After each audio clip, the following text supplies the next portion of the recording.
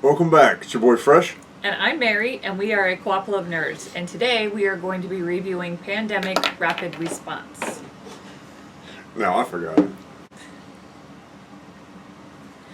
But before we start, don't forget to give us a like, a subscribe, or follow us on Facebook under a Co-ople of nerds. This game, Pandemic Rapid Response, was designed by Kane Klenko. It plays in approximately 20 minutes. It's 2 to 4 players, and it's for ages 8 and up. This is a real-time cooperative dice rolling game that has the re-rolling and locking mechanism typically associated with Yahtzee. So they have Yahtzee and Pandemic had a baby. Yeah. And here you go. Yep. So the goal of this game is similar to regular Pandemic, where different areas of the world are in need of, in this case, medical supplies. Mm-hmm. You are on a plane developing the medical supplies and delivering the medical supplies, while at the same time trying to keep an eye on your waste, so that way it doesn't get too high, which can also force you to lose the game. Mm-hmm. So you have a 2-minute timer. Each time that 2-minute timer comes up, 2 things happen. 1, you add a new city. 2, you add a crisis card. Now the crisis cards come up at random. There's 3 different varieties. There is immediate, which are cards that have an effect immediately. It's like a one-time effect. So like discard 1 crate from the cargo room, or move the plane 6 spaces in the wrong direction. Right. And then there's temporary, which is effective for the entire 2-minute round until the timer goes off again for the next round. So that could be where you have to spend an additional dice to move. Mm-hmm. Let's see if I know here. An additional die to fly the plane. And then there's delivery. And delivery is where you turn up a card and it covers up another city card. Mm-hmm. And you have to deliver to that card before you can deliver to the city card beneath it. So whatever symbol shows up on that crisis card, you want to deliver that to the crisis card, then you can discard it, and then you can deliver the cargo to the city beneath it. Right. So how you win is give supplies to all the necessary or amount of cities. Now I think it goes like 3, 5, 7, 9 in terms of difficulty. Yeah, so there's easy, normal, veteran, and heroic. So the number of cities and the number of cards in the city deck. So you start off placing cities on the board. Mm-hmm. When you start. So you start off with 2 for easy, and then you have 3 in the city deck that you end up adding throughout the game. Then that's for easy. For normal, you start off with 2, you have 5 cities in the deck. Veteran, you start off with 3, you have 7 in the city deck. And then heroic, you start off with 4, and then you have 9 in the city deck that you have to work through. So you start off with 3 time tokens. Each time the 2-minute timer runs out, you remove a time token. Each time you meet the supply requirements of the city, you gain a time token. So if you ever run out, if the timer ever goes empty and you don't have any time tokens left, you lose. If your trash reaches 11, you lose. So those are 2 ways you lose. We just discussed the ways you win. So let's get into the report card. Are you ready? I'm ready. Alright, so the first category is story/theme. What did you think? So I don't think that the story is... I just felt like it was stronger with the regular Pandemic than it was with this. Of course, this is a different aspect of the story because you're delivering cargo to different cities and you're trying to accumulate the supplies in order to deliver those. But it just, it doesn't have the feel that I think you can get with the regular Pandemic, where you actually, like, you feel the disease spreading throughout the world.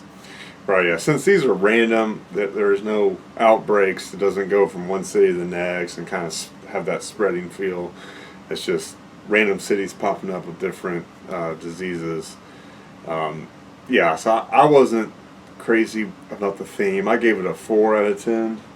I would say it was a 6 out of 10. 6 I out of still 10. felt, especially with it being, cargo delivery and being where you have to, provide supplies to cities in need and being on a timer, there's that sense of urgency. I still, that forces me to feel the theme a little more than I would say not giving it a 4, but for me, a 6.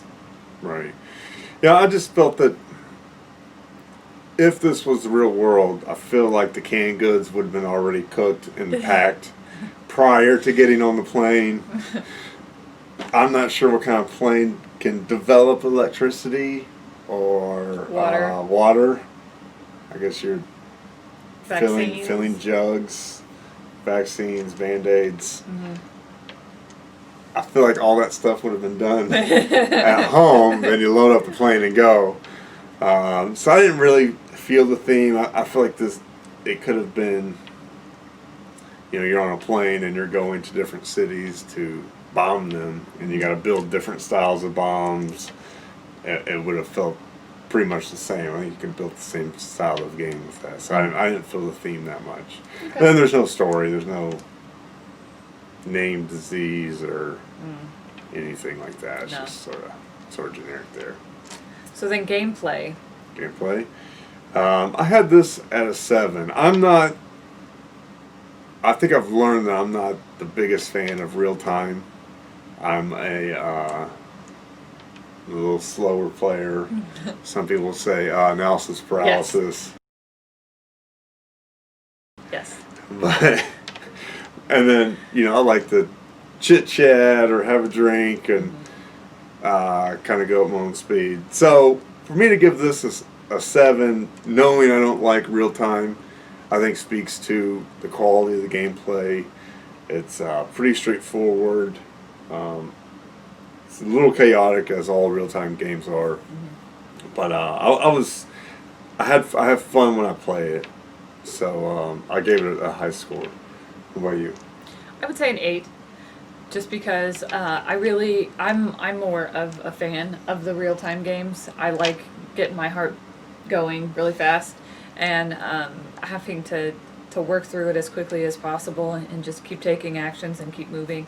I'm just kind of a fast-paced kind of person, so it works really well for me. And then, of course, I'm always a big fan of any of the Pandemic franchise there. Well, it's not really a franchise, but I like the Pandemic. It's a franchise. I like the Pandemic games, right. And I like the aspect of having to get supplies and deliver them here, and that you're getting attacked from different directions. You have to move the plane to the city, you have to move the supplies to the cargo bay, deliver them. You have to get so many supplies at a time before you can deliver them to the cargo bay, and then you end up with the crisis card. So I like the compilation of components together, and I like how it's very, very straightforward and simple. So this isn't something, while it can be chaotic, like you said, it's a straightforward play. I feel like anybody could learn it. You don't have to be a heavy gamer to enjoy the game. Right. I just like to savor the flavor. Yeah, that's true. I got it. All right, so this part will cut in components. Do you have anything to say to Future Doug? Just a creepy smile. All right. Well, thanks, Future Doug. Looking awfully handsome. All right, so here's the board for Pandemic Rapid Response. You can see you got your different sections here. You got your water, Band-Aids, vaccines, electricity, food, trash, and the drop zone. So let me just show you these first. So these are the dice. You see it's got one each symbol for all these, plus the plane movement. That's also how you make drops, is that plane movement side. See that they got colors for each of the pawns. So we got the pawns here. I really love that coloring on those pawns. I think that was really, really cool. So these boxes are grouped together so that way you would need to roll. So if I'm trying to get electricity, I've got 3 chances, 3 rolls, and I'd have to get 3 electricity, and I get the 1 cube. Then let's just say I hit another one, put it there. Now I could cash out the room and get 2 electricity. Let's say I roll and I only hit 2. Well, that first box requires 3, so I would get none, and my dice wouldn't stay there. If I at least hit that 3 in the first example, then I could leave that dice there, and my next turn try to continue to go. But you have to fulfill this requirement box for each of these. So this one has 1, 2, and 2. That's 3, 1, and 1. Here's 1, 3, and 1. 2, 1, 2. 1, 1, 1, 1, 1. So it makes the 3s make it a little bit tougher to get. So electricity and vaccinations are the 2 toughest to get. Here is the plane figure that goes around the board. So each of these, you probably can't see it, it's a little far away, but I wanted to get the full board. But each of these is a city. So you got a number of character cards. Here is a supply specialist. I'll just show you a couple examples of the different characters. In typical pandemic fashion, they all have special abilities, which makes, gives some variation to each game. You can use your special abilities. Here are the crisis cards we talked about. So this one here, you need to, whenever you want to move, you have to spend 1 dice typically to move. Now, with that crisis card out, you have to spend 2. This one goes on a city, and to get rid of it, you have to spend an electricity. Here, that gets rid of a supply down here in your supply shed, or supply drop. So let's just say I cashed out this room for 1 electricity. I would take this, move it here. But you could tell that you can only hold so many supplies. So if you tried to put every single supply in here, you're going to run out really quick. I still have 11 supply out on the rest of the plane. You can't use there, so you got to kind of go or know what you want to get for each city requirement. Speaking of city requirements, let's grab a couple here. So here we have Essen, Germany. So they need vaccine, electricity, food, and water. Here we have Istanbul, Turkey. It's 3 vaccines and a Band-Aid. Moscow, 3 waters, and electricity. So as these pop up, you start with 2. We'll just start here with Moscow and Montreal. So you'll need to move the plane above these cities, match these symbols with your cubes, hit the drop. That goes off, and you get an extra 1 of these time tokens. Those are a little generic, they're just sort of just purple. The other component I didn't show you is the trash marker. It's got a little recycle thing on there, so you can spend dice to lower your trash, because as you cash in those dice, I'd have to roll this. Each symbol that has a circle on it, so in this particular roll it would be 2. I would get 2 trash for that, add it, and that is it for components. So components, I went with an 8. I really liked the different colors of the dice and the pawns. A lot of times you sort of get the same 4 colors. They got that metallic sheen to them that I talked about, which I thought was really neat. I thought it was smart to have the dice match the pawns. The cards are of good quality. The board is solid and thick. So I was really happy with that. What about you? Believe it or not, I'm only giving it a 5. Oh. And I will say why. The dice are really cool. They have that metallic look to them, like you said. That's really cool. And then the little cubes are reminiscent of the original Pandemic, although I like the clear ones up better. I think they're pretty cool. And it's a good solid board. The only problem is that we have a really hard time getting this board to lay flat. And I didn't find anything about the artwork that was particularly stunning. I wouldn't say that the artwork stood out to me as something that was. I mean, it's very simplistic, very straightforward. Which again, the game does play very simplistically, which I like. But the artwork kind of follows in the same theme of that. It's nothing extraordinary that I would say like, wow, look at the artwork on this. The artist really spent a lot of time on it. I think it was probably put together pretty quickly. And another component that I absolutely hate about this is the sand timer. So we don't use the sand timer. We actually use a digital timer because watching a sand timer, you're already low on time. Yeah. So watching a sand timer until that last grain of salt goes or sand goes down is just, you don't have the time to even do that. Right. And so there were many times when we were using the sand timer where we would look over and like, how long has it been? How long has it been since the sand has run out and we ran out of time? You don't know. So I really don't like that component about it. I really think that for a game like this, and you know, with like a 5-minute Marvel and 5-minute Dungeon, they have the app that you can download to give you the timer so that you have a digital timer there. And I haven't looked into it. Maybe this one has one as well, but we just ended up, using a digital timer that we had sitting around the house, and I think that probably goes better with it. So that was probably my biggest pet peeve was the sand timer. Yeah, you're probably. I was probably a little high. Maybe I'll go down to a 7.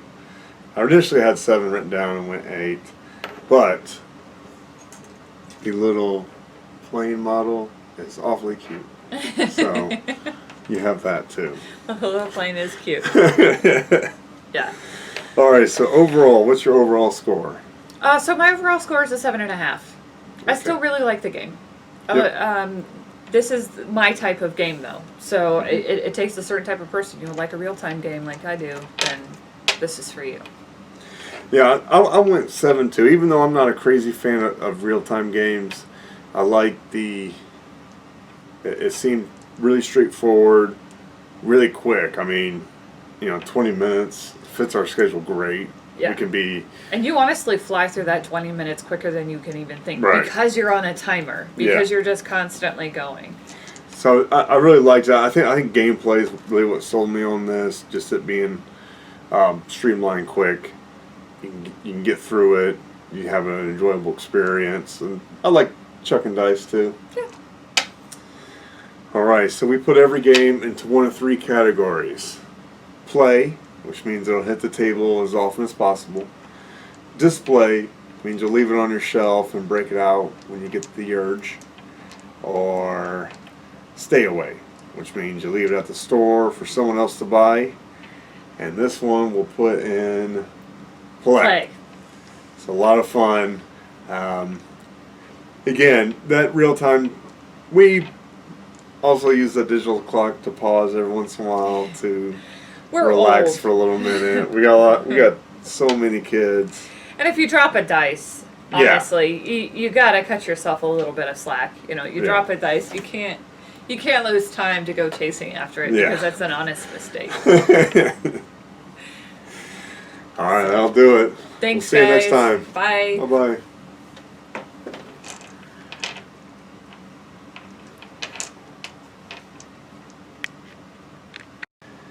Hey, Pumpkin. Me and the wild child found a bunch of buried treasure in the pool today. So, I break up. You're gonna run off with the wild child and the treasure? Mm-hmm. Or you could just buy us a real pool with all the treasure.